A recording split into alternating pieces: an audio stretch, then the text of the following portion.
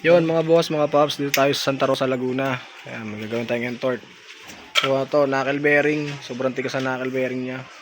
FI cleaning, yan, numpisan ko ng FI cleaning niya. Tapos CVT, tsaka valve clearance. So update ko kayo pag matapos to. Let's go! A few moments later.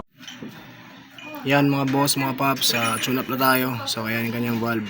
Dalawa sa taas, isa sa ilalim. So higpitan natin para iwas kalansing yung makina ni Sir. Let's go!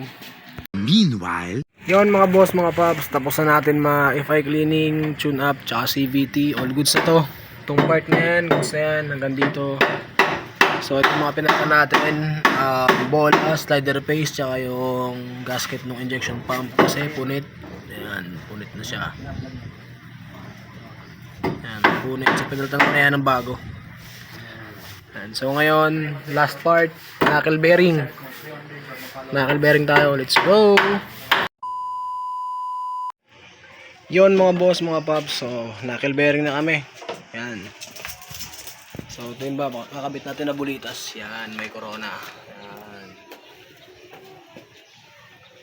Let's go. Yon mga boss, mga paps, tapos na natin gawin yung entort ni Sir from Santa Rosa, Laguna. So FI cleaning, knuckle bearing, CVT, valve clearance, tsaka timing chain, pati yung RPM. Goods na yan lahat. Testing na, goods na rin. Salamat.